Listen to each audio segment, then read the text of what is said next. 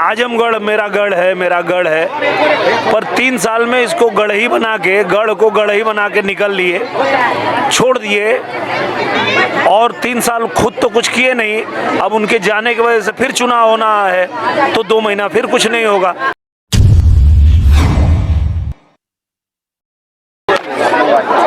नमस्कार, मैं इस समय आजमगढ़ में हूं और हमारी टीम आजमगढ़ में है। आपको बता दें कि आजमगढ़ में इस समय भोजपुरी के सुपरस्टार और लोकप्रिय नेता दिनेश लाल यादव निरहुआ को भारतीय जनता पार्टी ने यहां से फिर लोकसभा के उपचुनाव में अपना प्रत्याशी बनाया है। इससे पहले निरहुआ जी फिर प्रत्याशी थे अखिलेश यादव के सामने चुनाव लड़ते। लेकिन अगर बात की जाए तो अखिलेश यादव 3 साल यहाँ तक सांसद थे, उन्होंने इस्तीफा दिया, उसके बाद वो भाग गए। उन्होंने अपने भाई धर्मेंद्र यादव को यहाँ पर दोबारा मैदान में उतारा है। तो निरहुआ जी हैं, लगातार ये भ्रमण कर रहे हैं। अभी तक ये फिल्मों में काम करते थे, अब जन सेवा करने आए हैं। तो सबसे पहले निरहुआ जी, आपका यूपी में स्वागत है। बहुत बहुत धन्यवाद भैया, और आप सभी दर्शकों को प्रणाम है। मेरा पहला सवाल है कि अखिलेश यादव जी चले गए, क्या लगता है कि आपके जो तूफान है उसके डर से, या अपने पहले सुशील आनंद को उन्होंने टिकट दिया, फिर उसके बाद धर्मेंद्र यादव को?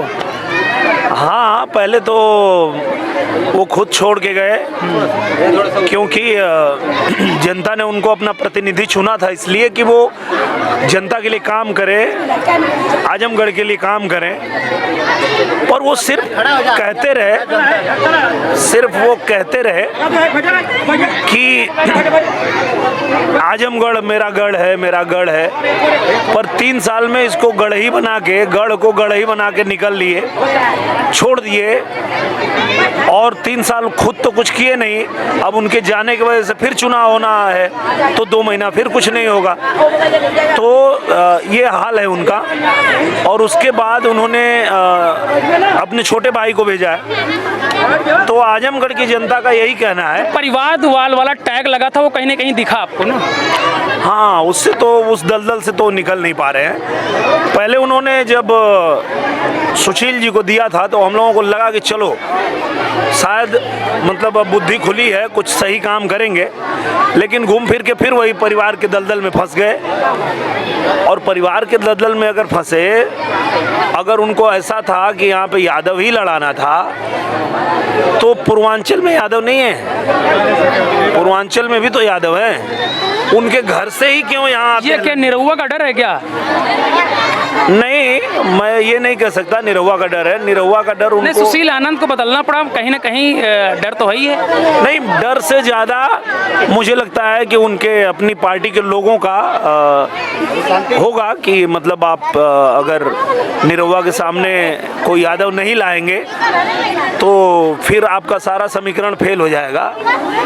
क्योंकि आज धर्मेंद्र यादव जी आए हैं, उसके बावजूद हम लोग जहाँ भी जा रहे हैं, ऐसे ही देखिए जहाँ जहाँ संपर्क कर रहे हैं, तो सब यादव लोग कह रहे हैं कि हम आपके साथ हैं और आपको हम सपोर्ट करेंगे। वही लोग जो पहले बहुत गुस्सा थे पिछली बार कि इतने बड़े नेता हैं, आपको क्या ज़रूरत थी लड़ने की, अब वही लोग कह रहे हैं कि नहीं, उनको देखा, एक बार हमने टाइम दिया और वो छोड़ दिए, तो अब हम लोग आपके साथ हैं। तो कहने का मतलब ये है कि जब उन्होंने धर्मेंद्र यादव को भेजा, इसके बाद भी जब यादव लोग मेरे साथ आ रहे हैं, तो अगर कोई यादव नहीं होता तब तो पूरा उनका गढ़ ही साफ कर देता है। अच्छा, अगर बात की जाए विधानसभा चुनाव में सपा की 10 सीटें हैं, तो क्या उसका कुछ असर दिखेगा आपके लोकसभा चुनाव पर? नहीं, उसी का हमको फायदा मिलेगा कि जनता ने ये देखा कि 10 लोगों को चुना। ठीक है, बैठी बाबूजी, बैठी। 10 विधायक दिए, उसके बाद भी कुछ काम नहीं कर पा रहे हैं, क्योंकि सरकार में नहीं है वो लोग।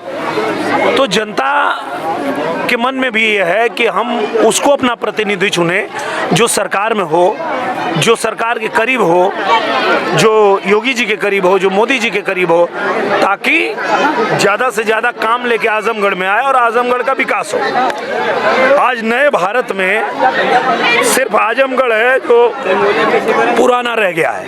यहाँ विकास हुआ ही नहीं, मतलब ये पीछे का पीछे ही जा रहा है। क्यों? क्योंकि कोई 15 साल से, कोई 20 साल से, कोई 30 साल से यहाँ विधायक बन रहा है लेकिन काम नहीं करता है। यहाँ जो इतने बड़े नेता थे अखिलेश यादव जी, उनको यहाँ के लोगों ने एक मौका दिया था, उन्होंने भी कुछ नहीं किया, छोड़ के चले गए। तो अब जनता ने ठान लिया है कि हम लोग कमल खिलाएंगे, सरकार के साथ जाएंगे। बहुत सरकार के विरोध में आजमगढ़ रह लिया जी, अब सरकार के साथ जाएंगे और आजमगढ़ का विकास कराएंगे। लास्ट क्वेश्चन है, भीड़ बहुत ज्यादा है, आपको लोग देख, आपके साथ सेल्फी खिंचाने के लोग तैयार हैं, लेकिन सवाल है भाजपा ने दोबारा आप पर विश्वास जताया है, इस बार कितने चांसेस लग रहे हैं कि इस बार किला फतेह हुए? इस बार ज़्यादा चांस लग रहा है जीतने का। उसका कारण यह है कि जो पहले यहाँ वोटिंग होती थी वो जाति पे होती थी और धर्म पे होती थी, इन सब चीज़ों को लेके लोग करते थे। लेकिन इस बार थोड़ा समीकरण अलग है। इस बार लोग आजमगढ़ के विकास को लेके सोच रहे हैं कि हम लोग सरकार के साथ जाएंगे तो आजमगढ़ का विकास निश्चित रूप से होगा।